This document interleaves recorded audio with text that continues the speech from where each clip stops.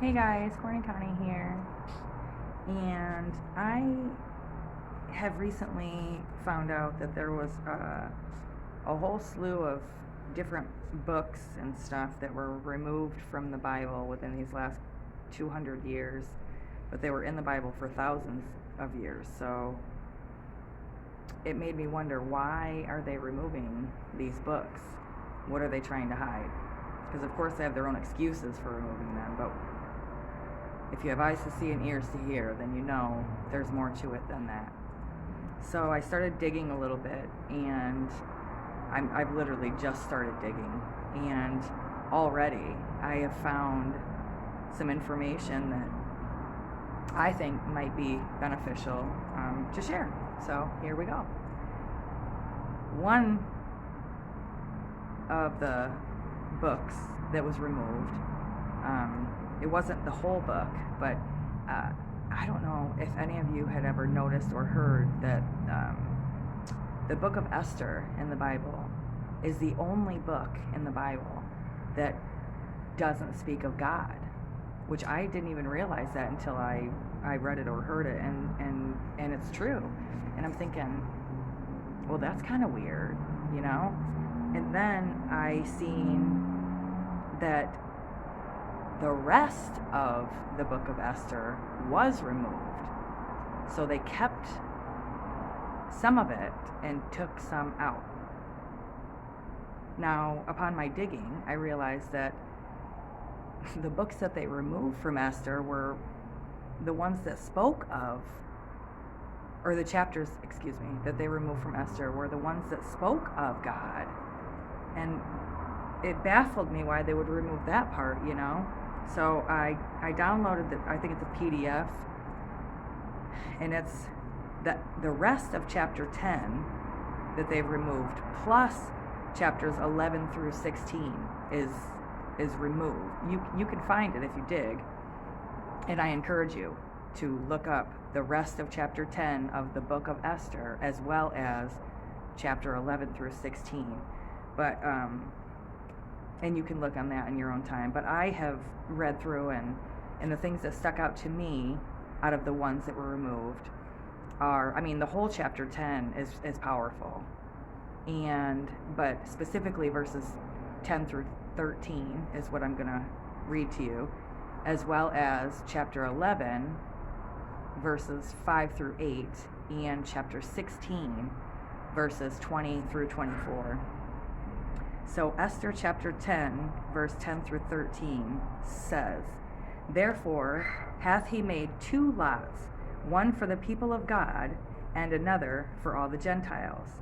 And these two lots came at the hour and time and day of judgment before God and among all nations. So God remembered his people and justified his inheritance.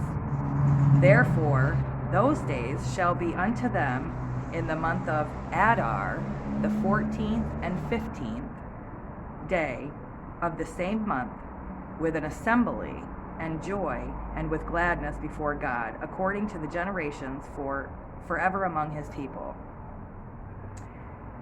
Skip ahead a little to chapter 11, verses 5 through 8 says, "Behold, and a noise of tumult, I'm not sure how to pronounce that, with thunder and earthquakes and uproar in the land. And behold, two great dragons came forth ready to fight, and their cry was great. And at their cry all nations were prepared to battle, that they might fight against the righteous people. And lo, a day of darkness and obscurity, tribulation and anguish, affliction and great uproar upon the earth." Jump ahead a little farther. Chapter 16, verses 20 through 24 says, "And ye shall aid them, that even that same day, being the 13th day of the 12th month Adar, they may be avenged on them, who is in the time of their affliction shall set upon them. For Almighty God hath turned to joy unto them the day whereon the chosen people should have perished.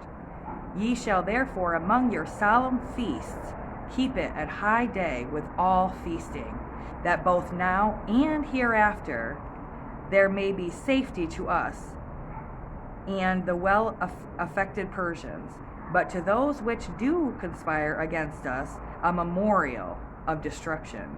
Therefore, every city and country whatsoever which shall not do according to these days shall be destroyed without mercy with fire and sword, and shall be made not only unpassable for men, but also most hateful to wild beasts and fowls forever.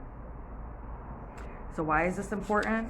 Because it speaks of specifically a tribulation occurring and a freedom occurring on the month of Adar on the 14th and the 15th day.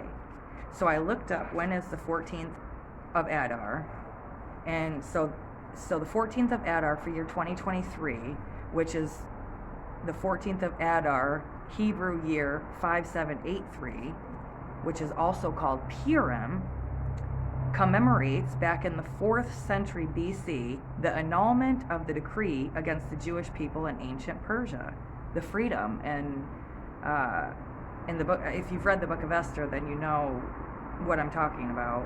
And I, like I said, encourage you to find the rest of these books that I just read.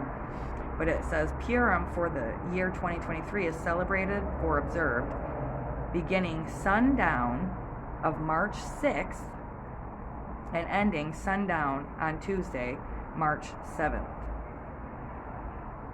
And the reason that it begins on sundown is the story of creation in Genesis says, and it was evening and it was morning, day 1. And it was evening and it was morning, the second day. Thus, night comes before day.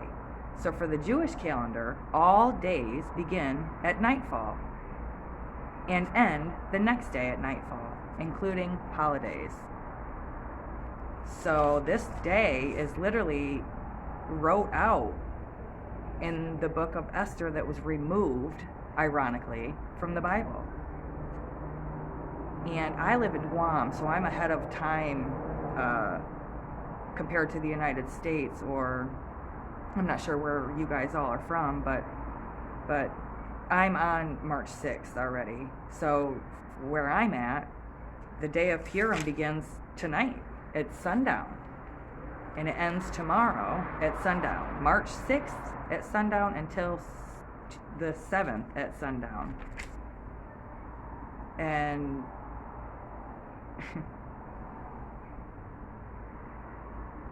with an assembly and joy and gladness before God. A day of judgment before God and among all nations. It sounds to me like a rapture and a tribulation. High watch day. I urge you to look this book up and read. And I'm going to keep digging into the other books that were removed too. There's a reason. They're hiding something, guys. Whatever they're trying to hide is clearly probably more important than what we know and have read. And that's why it's so confusing and hard to figure out what the hell's going on. Because they've taken out the parts that explain what's happening and twisted the parts that they left, giving us half-truths and whole lies. Now, there's a lot of truth in the Bible, though, but there's a lot that's been removed, and we need to start digging. But, guys, high watch day, like today. Come on, God. Woohoo, come Lord Jesus. Get us. Anyways, I just thought you guys might want to know that. Love you. God bless you.